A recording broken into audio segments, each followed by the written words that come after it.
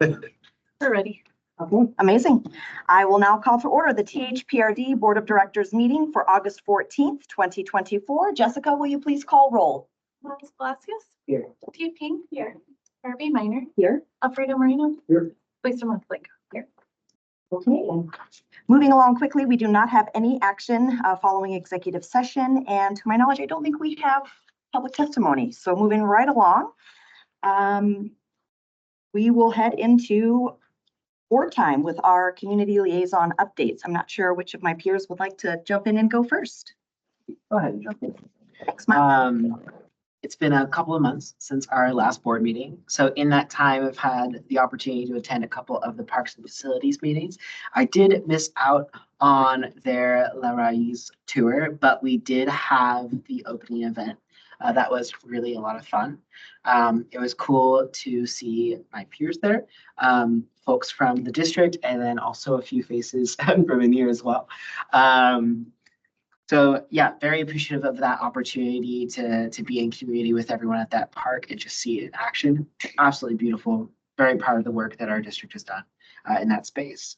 Also have started going to the impact meetings and connected with Commissioner Treese as well, who chairs that committee, and starting to get more familiar with some of the hopes from our Washington County delegation and how we can be a good partner with the work that Metro is doing.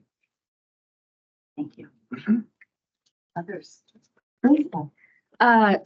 So many great events. Oh my goodness. I know I did not go to all of them, but I went to, summer's not even over. But I just want to kudos because I went to these, the Indigenous Marketplace, the quilt show that was at Schiffler, that was so cute. Chamber of Commerce event that we were able to attend was really nice and highlight. Thank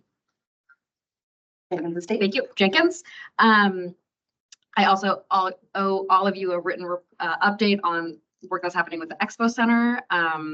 Very interesting, big scope, bigger physically than some of the work we do, but it's exciting. And especially the challenge of what do you do with a space that has such a problematic history and how do you honor that? And I think there's some lessons for us to learn, like just as leaders, as human beings. And then I attended a conference called Local Progress a few weeks ago in Oakland. And it's a national convening of local electeds who share progressive values. And it is our people. It was really fun and affirmative. And I'm going to encourage all of you guys to go next year.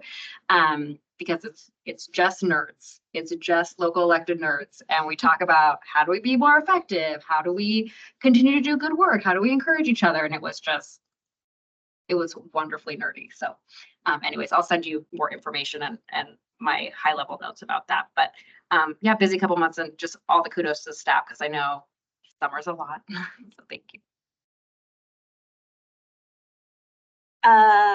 I was also part of the library's grand opening, which was amazing and beautiful, and there were so many people, and it was great weather, and all the different vendors that came to help support and help us celebrate. I enjoyed it all, the churros and everything.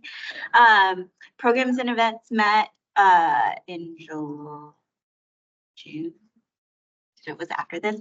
I don't remember if I talked about this, but there was talks with the volunteers about potentially pivoting program and events into something more DEI related, and it was very well received by everyone, and everyone had input of what of how they were feeling of where programs and events was and how, and it sounds like the outlook for this new direction is probably more engaging and more helpful, especially for this group of people. And so I'm really excited for where that could go, and the engagement, the newfound engagement of all of the volunteers who are already serving there. So that was really exciting. And then I've been at Cedar Hills for free lunch this summer. Thank you for always being a supporter of that. And there's always kids from camp coming and people who would just stop by. It's one of the places that have the longer hours, and I really appreciate that because a lot of other camps outside of Cedar Hills will get out past 12 o'clock. And so having something open till 1, a lot of the other places closed at like 12:30, 12. So just thank you to our Cedar Hills team for allowing that and supporting that. Yes, thank you to the staff and everyone who took part in the La Raíz opening. It was equal to the high quality of the park. So outstanding. What I was most impressed with, I think, is just that we clearly had the community's engagement. I feel like the attendees were reflective of the surrounding community in a culturally specific sort of way that is wonderful. And every time I've driven by, it's not too far from my house, I continue to see people from the neighborhood accessing that park, and having such a high quality space really warms my heart. So great job, great kickoff. Really well done. Wish the opening guy had been able to speak a little better Spanish, but I'll work on that. Also, just wanted to say this. So over the next year, I will be taking part in the American Leadership Forum of Oregon. That is a great opportunity that the district is supporting. This leadership journey for me from 2021 to now has been a surprise, and with lots of great things and unknown talents, and still a lot of stumbling and awkward moments. So I look forward to kind of leaning into that. Really appreciative of the district for supporting your leaders on the board and things like that, and allowing us to connect with multiple other entities throughout the state, throughout the region, to just bring THPRD's heart and soul and values and work to the things they're doing, and see how we can amplify each other in the future. So thank you to everyone who helped make that happen. That's it for me. Okay.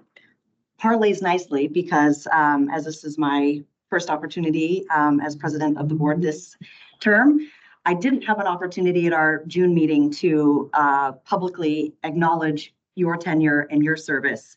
And so I did want to just take a moment and thank you, Alfredo Moreno, for leading us through the levy and through all of the challenges and wins that we had last year. And your leadership is greatly appreciated, as is your advocacy of my tenure here. So kudos to you, and thank you for your term last year. Thank you. I think I was at some of the other events that have been shared here as well. And so just an overarching thank you to the staff. Summer is when THPRD really shines. So though I didn't actually make it to Big Truck Day this year, my favorite little 3-year-old did. And according to him, I am the reason that Big Truck Day exists. But I will just share, just tremendous thanks from our concert in the parks. And I know even tomorrow we have our Wake Up Beaverton and backpack giveaways for our Beaverton School District students, and et cetera. So lots of activities happening, and just tremendous thanks to the staff pulling off all of the great work that we're doing here this summer. All right, and I think if we're done with that, we can move on along. I think, Mr. Menke, you are up with our general manager's report. Oh, I might entertain a motion. there you go. Yes, I'd like to move that the board approve the consent agenda as submitted. I will. Go ahead, Miles, of course. Okay, I will second that. Blanco? Yes. Tia Ping? Yes. Miles Palacios? Yes. Alfredo Moreno? Barbie Minor? Yes. And now, Mr. Menke. We're gonna do pickleball first. Amazing. I think we've got Emily and Tim. Good evening, team.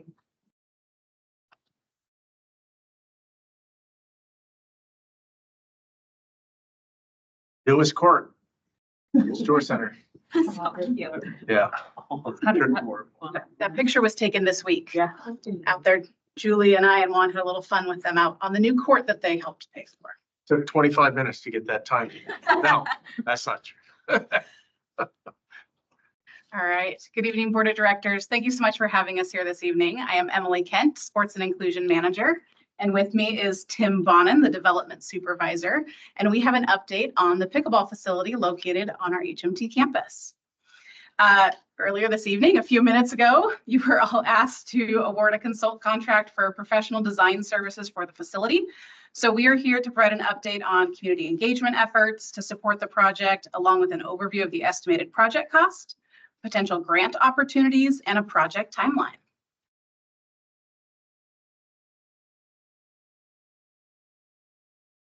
Correct. Starting with some public outreach, we've already had 2 public outreach events. One, July 10th, was the virtual neighborhood meeting for land use. We had 36 participants throughout the event, off and on, asking a lot of great questions and engaging with staff. And then also on July 17th, the Parks and Facility Advisory Committee got the same presentation at their meeting. Overall, a lot of enthusiasm and great feedback from the public. The overarching theme was, how do we get more faster? Right? You tell them that this project is a couple of years out and they're like, but what about now? How do we do more? So lots of enthusiasm, lots of great anticipated of playing time, both to have indoor and outdoor opportunities. They kind of like that we had that flexibility similar to tennis in this kind of a structured environment. As always, there's a few questions. Not shockingly, one was noise in an air structure. But we're very fortunate that we already have this model being successful. And the noise complaints are not from pickleball players.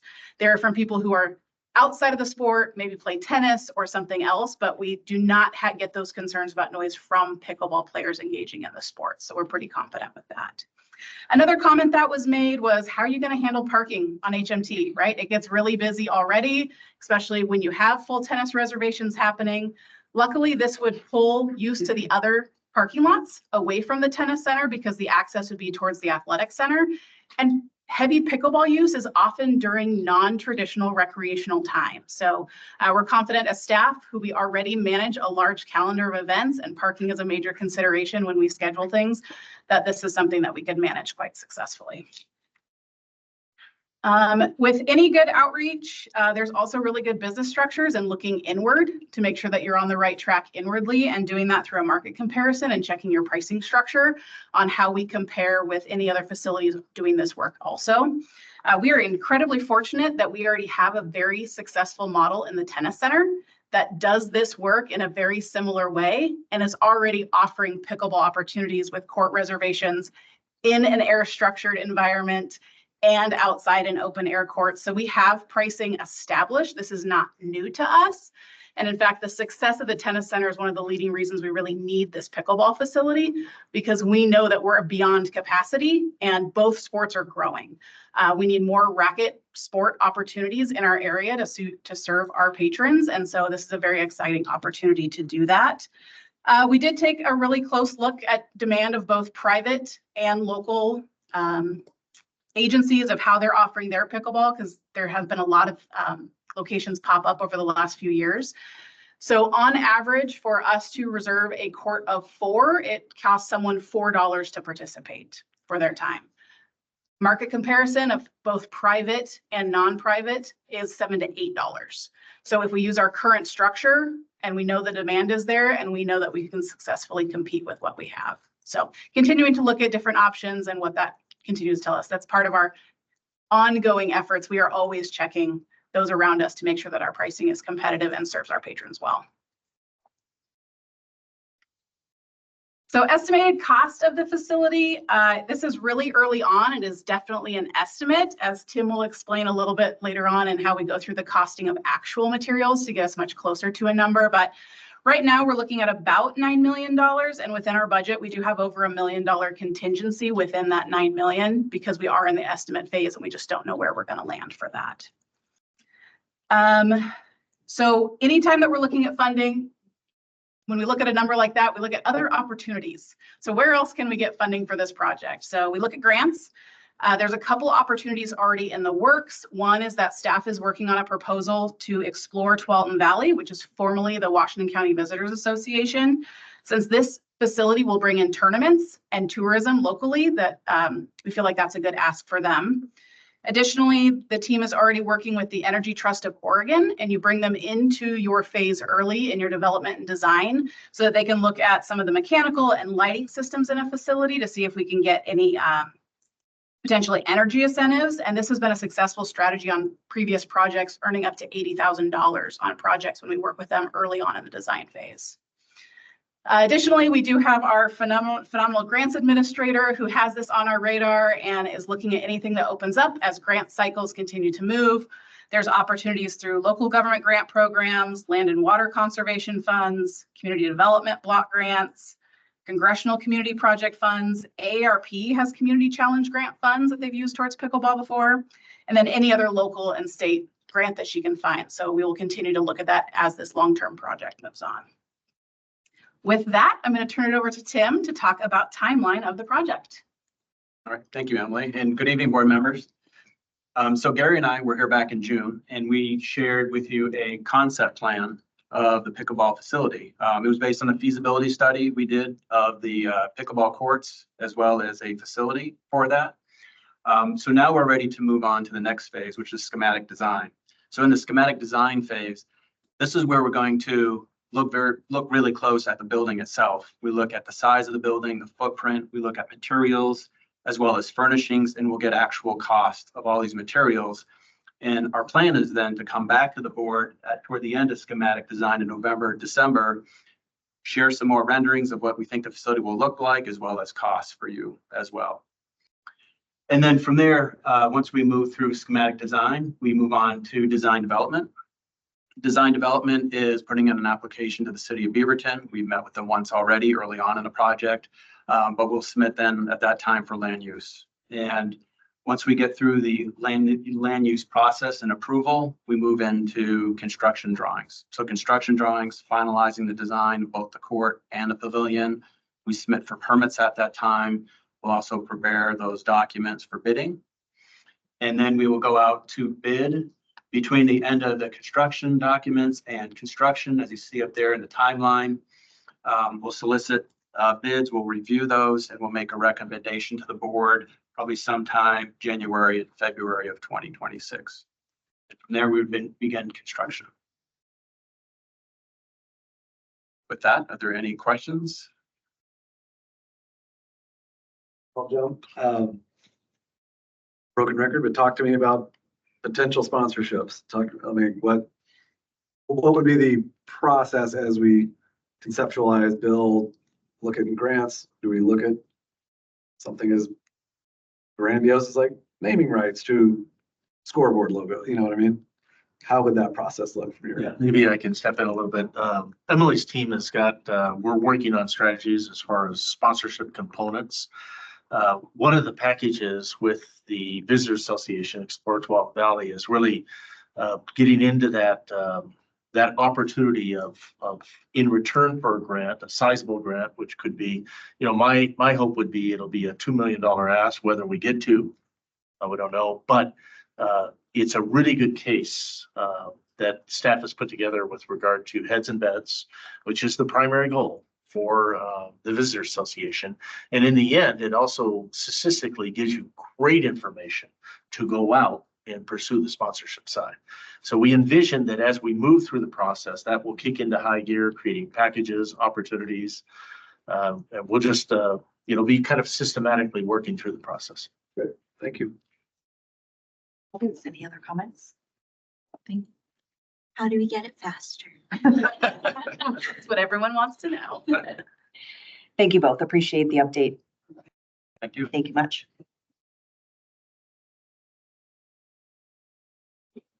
I think we are moving along. We've got some presenters for our Black and Green Fellowship. Hannah, Karen, and We have Jarrell.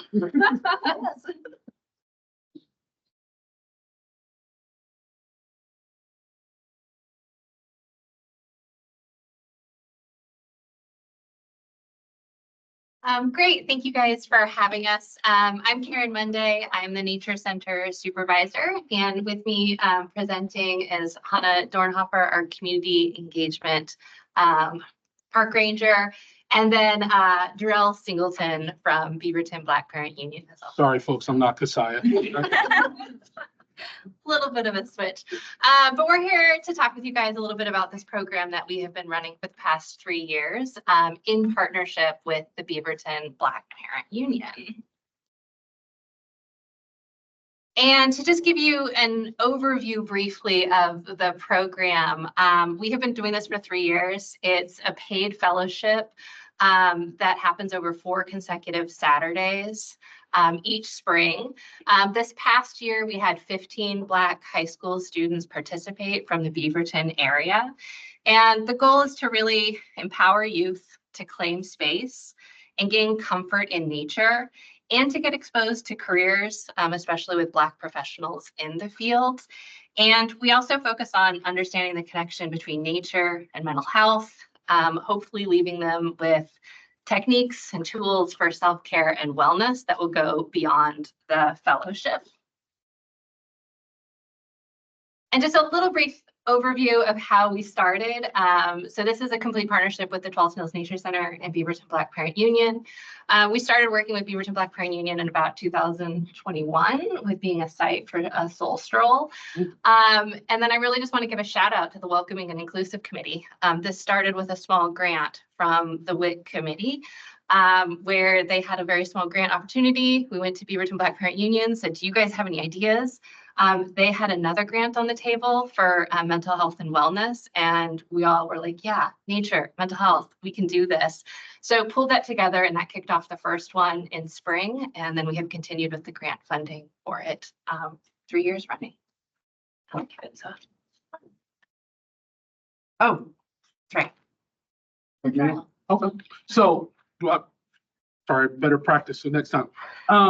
The part of the impact to Black students and the community, I think this is a clear example of a huge community investment.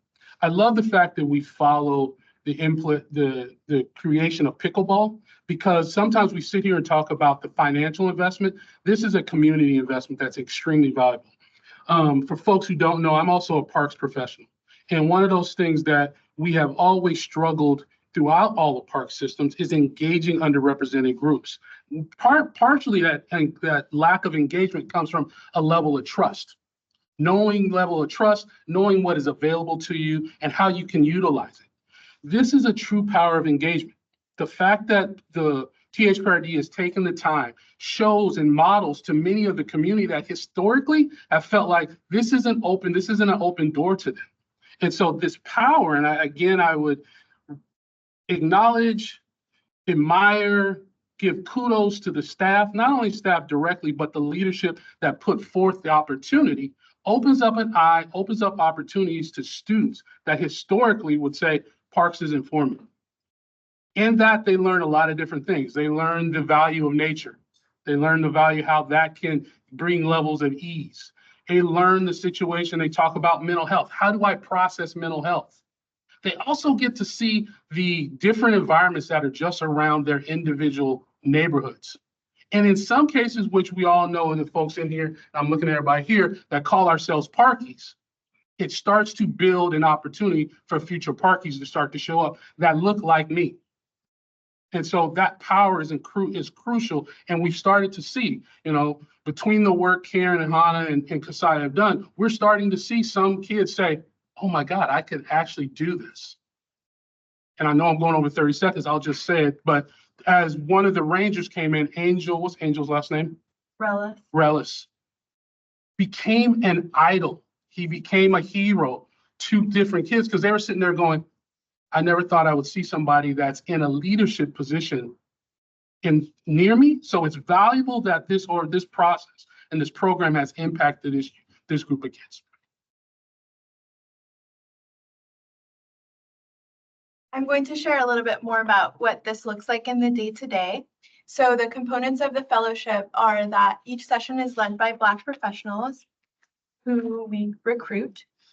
And one of the sessions I take lead to share about THPRD and our offerings, as well as the offerings of the Nature Center. And I've brought in other colleagues to share in that presentation with me as well. So Sebastian Ford, who was a park ranger in Nature and Trails, is now a Nature and Trails specialist, joined for the last 2 years, and the year before that, Angel Relis joined us. So showing them others who are also people of color who work at THPRD, since I don't have that to share with them. I collaborate with each person leading each session to design a take-home kit for the students for that session. So for example, a session focusing on mindfulness, the students might take home a yoga mat, or when they're learning relaxation yoga poses, they might take home yoga blocks. A session focusing on park rangers, careers in nature, and going on a bird watching hike, they might go home with a pocket guide to help them identify birds. They also participate in planting opportunities at the nature park when possible, and they all pot their own houseplant to take home and take care of after the fellowship ends. We have just a few quotes that we've received with feedback from the participants up here, but the thing that I would like to highlight is being in the room with the youth every year, helping put on this fellowship. What I've heard over and over again is that they come for the Black community to be around other students like them. In their classes in high school, they're often very much in the minority, and they stay and they keep coming back because of that. They share that they feel comfortable, they feel safe, they take ownership of the space of the nature center and also the nature park, and they come back and they show their families and they take their families on walks. For me, that's been the most powerful thing to witness and what makes me really excited for the future in this partnership. Anything you want to add? I think Hannah said it pretty well. I guess I'll say this. Hannah just mentioned the need to come back and be comfortable. I want everyone to think about that is when you're comfortable, you're open to accept and learn things. And if the testimony of youth says, I'm not comfortable in certain settings, ask them how much they're actually learning. So the beauty that THPRD does with this project and then hopefully can transition is creating a level of comfort. I mentioned earlier community investment. Is how do you make that comfort? I've heard this, I've seen the statistic that we are either the most diverse city in the state of Oregon, and in some cases very competitive nationwide. But the question is, are all the folks who are citizens comfortable? THPRD is already making that step. So to me, this is huge. Someone that's been an equity fighter and equity champion, this is a systemic way of doing it, and I applaud folks and the team that have done it. Comments? Questions? This is incredible. I felt myself tearing up a little bit. Thank you all so much. I wish that we had programs like this where I grew up. I have a sister she is a Black woman, and we talk about this a lot of her experience growing up in a town where she was one of like a handful of Black people in our community. And in our high school, like 2,000 people, she was one of 3 students who were Black. She did not feel community and connection until she was in her 20s and moved up to this area. She lives in Tigard now and hangs out with me a lot in this area too. But the point of that is just this impact. I can see how incredible this could have been for so many people and how incredible that this is in action now. And I'm so thankful for the work that you all are doing to make this a reality for so many people. And I always have a soft spot for young people too. So I'm just so excited that this is something that is so impactful for these young people. So thank you. I just want to also share kudos. This is so touching. I mean, today I got this meme thing about the louder your kids are, the more safe and confident they are, which I'm like, okay, my third, that's why he is the way that he is. I guess it's good. But for some reason, it just kept speaking to me while listening to this because I'm sure they all came out uncomfortable and quiet. And towards the end of it, they found this bond. And it's when you feel safe and are with other people who are like you, where you can finally open yourself up with your family and stuff like that.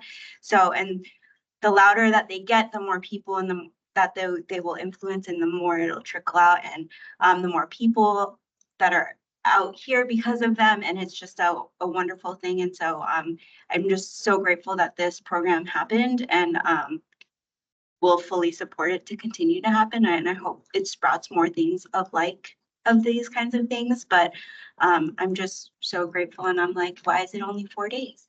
But yes, it's wonderful. So thank you so much for putting that together and creating this opportunity for our community. Sure. Amazing. Amazing. Bright lights. Yes, I have a favorite place within THPRD, and it is the nature park. I love the nature park so much. And knowing that other people are getting to enjoy it, are feeling welcomed. Sometimes when I go visit, I don't hear any English.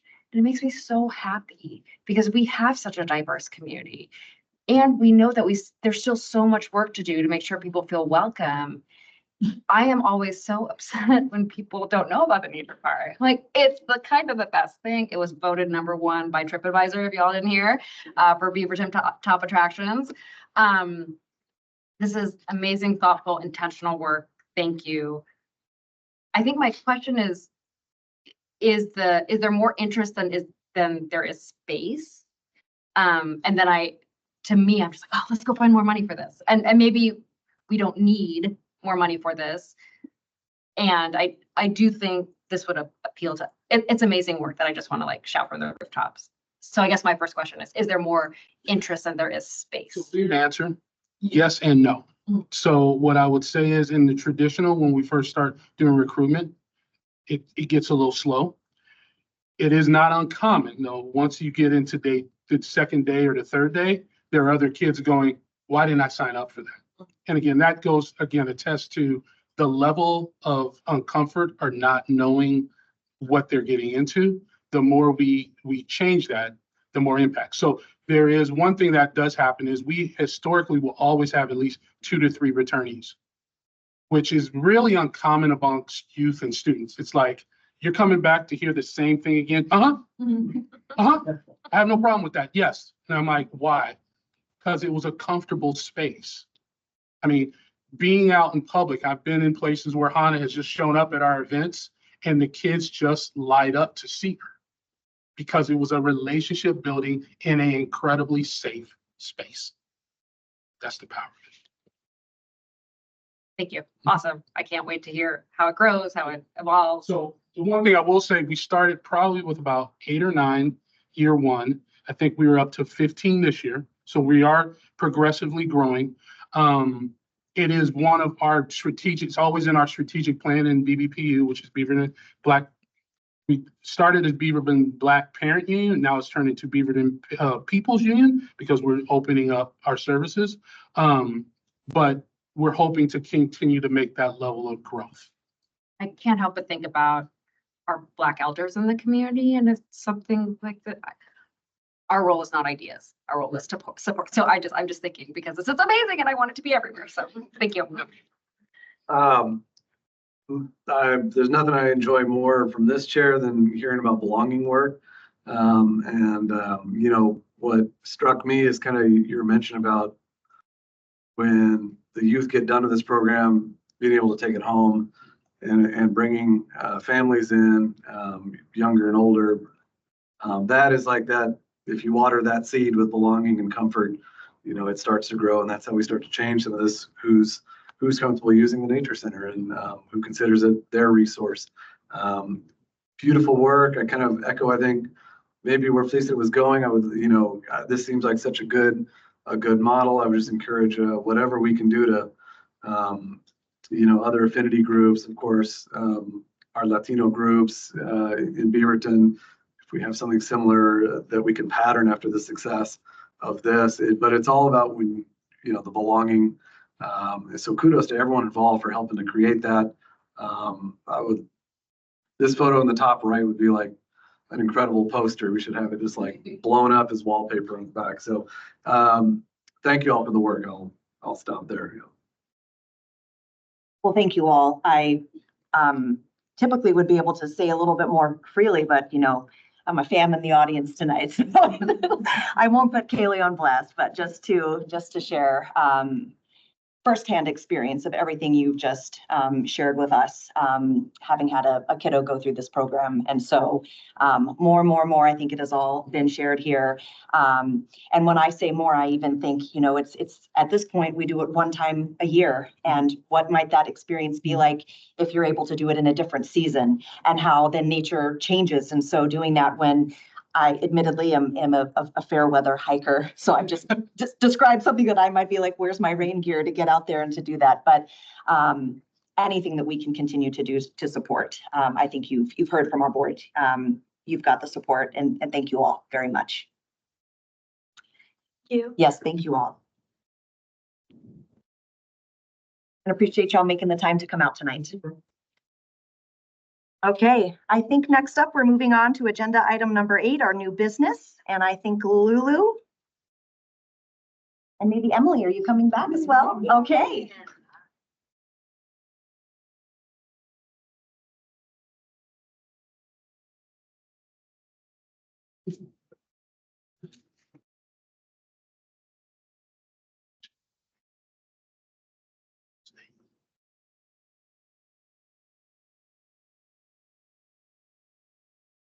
And good evening, everyone. We have I think it's a short but very interesting information for you tonight. So we want to provide an advisory committee overview. We currently have our 3 advisory committees. You all gave a report at the beginning, and we want to start by providing a historical lens. So back in 2014, 2015, there was a review of the existing advisory committees at that moment, and there were new concepts and ideas that were brought to light, including the following. To define the difference between fundraising, the friends groups, and advisory groups, that's how we landed with the LC Store and Tualatin Hills Nature Center park, increasing opportunities to broaden public involvement, including diversity and inclusion efforts. So being very intentional when reaching out and recruiting those volunteers. And one of those recommendations, for example, was that we would merge the events and programs into the Programs and Events Advisory Committee. Also back then, it was the Parks Committee, including facilities, and that's how we have also that committee today. And there were other items about chairs and other notes. So with this little background in mind, we've been having conversations with the Programs and Events Advisory Committee, not only this year with our new members, but since last year. And those conversations have to do with the purpose, the objectives, and the action items that they get to do within this committee. So, and also a little bit of the recruitment that I'll let you share more about what people have said. So those conversations come together in the following. We believe that programs and events should be a part of a broader umbrella that includes equity, access, justice, belonging, and community engagement. As we bring events, activities, and projects, people are ready to bring in a lens, an equity lens, a DI lens, a community engagement lens to the table. So it goes beyond programs and events. And also thinking about that recruitment, people felt that it's a good segue to connecting with traditionally underrepresented communities or press communities that we want to bring to the table at THPRD and other government agencies. And then bringing people's capabilities into action. So giving volunteers opportunities to shine, of course. And also staff members and committee members would maximize public outreach and input. And with this, we can see how all of this completely aligns with our district values. And I'll pass the microphone to you. Okay, so what we're talking about is changing the Programs and Events Advisory Committee to the Equity and Engagement Advisory Committee. I've been working with this group for a year. Lulu's been working with them longer than me, but we went through the last recruitment and brought on 5 new members. And we've interviewed, I think, 9 or 10 people for the position, and every single person was interested in equity and engagement work. But the only space they felt like they had to apply that work was through Programs and Events Advisory. So throughout the last year, we've really discovered with talking with the committee that Programs and Events is too narrow. Equity engagement is embedded in everything that we do, and there wasn't a place for both the community and staff to come together in that space to have those conversations. We have a lot of those conversations within staff, and those conversations happen with our public, but there wasn't a good funnel to bring those together. So we spoke with the group, met with them. They were all in support of bringing this together and changing that focus into an equity and engagement space to bring more meaningful work to the time that they volunteer. And also to really, they're there to help support THPRD in their work. And we felt like this was a good switch for them to be able to do that. So we do have a recruitment coming up, our normal cycle coming up this fall. So what we were planning on doing is reaching out and have an application based on the Equity and Engagement Advisory to recruit new members, but we will be offering a spot for any existing member to stay on, but having those one-on-one conversations, really understanding what this committee's vision is, and if they want to stay committed to that, and then we recruit new members as well. Between the time of now and when the new committee would kick off, we're going to work with the current Programs and Events Committee to really do that why work. Why are we doing this? What is their vision of how they could help impact THPRD and would be of value to them in this committee work? So that's what we're looking to do kind of as a lens. Some ideas that we had, examples of projects, we get very excited when we're like, there hasn't been a space to go to the public for this in a way that we felt we could have that intimate conversation with and really dig into the work. So some of the things that we have talked about is we have a gender inclusion team. They don't have a public outlet when they develop work and are going and doing things. We could bring those works and efforts to this group. We are doing our district-wide equity strategy. We need a place to go to the public and have these conversations and get more input beyond the scope of staff. Art in the Parks guidelines. We also have our Welcoming and Inclusive Committee, which is our employee-led DEIA committee that are always working on good efforts that we would love to have them bring projects and ideas to this committee. So staff is excited about the opportunities. We think this is a good shift. It doesn't leave programs and events behind. Programs and events is a part of everything we do, and that work will still be done, but just we're broadening that scope and hoping to provide a better and clearer space to get some of this good work done. So with that, any discussion? You want to jump in, Miles? Oh, sure. I thought I was. Oh, no, that was just me being like, yes, I love it. I did not I mean to guess I say can it say was more. fun. Yes, I'm just very excited for this. I think it's amazing that the committee is already so excited about making this transition. And I do love that there is so much intentionality about how this expands the type of feedback we can get from our community members that are already so engaged with the work that we're doing. So wonderful. I am really excited to hear how these beginning meetings go. Felicia. Love it. Great. I know that this has been in the works for a bit, so great to hear it moving forward. I think my question is really about how do you see training as an education as part of this like learning journey? And the reason I ask that question is because I think in a wonderful way, 10 years from now, 20 years from now, people will look at our work and be like, oh, they weren't even pushing the button, you know, like things change and evolve in the most wonderful way. Barbie and I were at an event the other day and I was like, they didn't ask us our pronouns. That frustrated me. And so and I've been really lucky with my work hat to be exposed to disability justice work, which I don't know that I would have ever been exposed to. And so I guess my question is, how do we see continuing education as being part of this team so that people can be their best selves and continue to be challenged in the best way? That question because I'm gonna look at Durrell and Julie and these DIA committees that we've been with other groups and in other spaces is how do you come into this space and you prepare the space, as you're saying, with training, with those community agreements, what are we gonna be working on, defining our terminology. So it is that additional work that will have to come into that space. And as you were saying this, honestly, I hadn't dove into it and my mind is rolling. So yes, I think it is setting up the table and the space for that. Well, I'm so excited to have this group to bounce ideas off of, and everything you mentioned, Emily, made perfect sense of like, yeah, we're coming up with things and don't have a group to talk to it about. So love it. Thank you. Awesome. This looks cool. Really glad to hear the feedback from the folks who are already in the midst, whether they're going to be staying on or not. It seems like well received. I was just curious, like from a functionality standpoint, like what things from specifically about events and programs that this committee handles now, a year from now, are they also weighing on that or not as much on specific events? What things still go through this group and what things now don't? If that makes sense. I don't think there's anything that doesn't go through this group. Okay. Like we're not eliminating any portion of it. We were widening the scope because there was staff that knew, oh, I do programs and events. These are things I can bring to this committee, but there was that outer space that was left out of, but where do I fit? Who do I go to vet my work? So we're widening the scope and not eliminating anything. Perfect. Oh, thank you. Awesome. Sorry.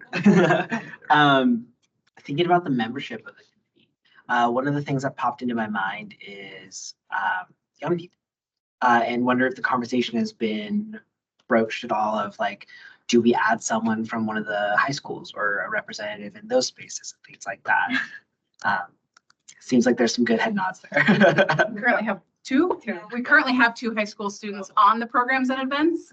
And so we will continue to pursue that avenue and engage them. And I actually think this will help them reignite their passion in this work and how they can make an impact. Yeah, this, everybody was very engaged and very excited for this work. And I mean, I haven't been to any of the other meetings, but this group is actually a very diverse group of advisory committees in terms of age, race, and all of those kinds of things. And so I think they were the perfect group to transition to this. And I hope all of those that are currently on stays on, because it is exciting and it would be good to have the continuation of knowledge as we start something new before we just pile on a whole bunch of new people. But yeah, everyone's really excited. And I'm also kudos to you guys for bringing this up as a possibility, you know, another filter that we can do better and continue to push ourselves as a district. I will piggyback. I wrote actually down, Emily, you were like, beyond the scope of staff, and I was like, and board too. And it makes me think of the great work that we have done with our community engagement when we go out and we're looking to build a new park. And we have a connection point and a sounding board. And I feel like confident to be able to say that I know where our values lie and as a board where we drive with our mission and our vision. And a lot of that is definitely rooted in this work. And yet maybe that was a blind spot that we had of beyond staff and the internal welcoming inclusive committee. How do we soft sound and ensure that we are really hearing directly from the community? So to me, this also fills in a gap that maybe I wasn't even clued in on. And I'm just incredibly excited because to your point of this touches everything. I'm really excited to see where this can net out and the ideas that can happen. And of course, this parlays back to recruitment and storytelling and partnerships. I mean, we just had again the BBPU here and other organizations to be intentional with how we're recruiting members when it comes time in 2025. So the fact that to me, this also came from those members and was voiced, anything that I think is grassroots in that organization, you know, if in that way, really leads you to believe that you're onto something good, right? As opposed to us pointing a finger and saying, go do this. They're saying, we want to do this. Just makes me even that more excited. So thank you for the great work. Really excited to see how this comes to fruition. And thank you for being here tonight. Do you need anything else from us? That's the great. Yes. We actually wrote this policy correctly. Meaning that the board has charge of advisory committees, but it does not call out the detail. That's in our guidelines, so we're able to effectuate that, assuming you continue to nod your heads. Okay. Thank you. Amazing. Well, team, I think with that, Doug, unless there's anything else that you need to add, I think that we can adjourn ourselves. So have a good evening. We're adjourned. However, we executive session will reconvene. Yeah. Thank you.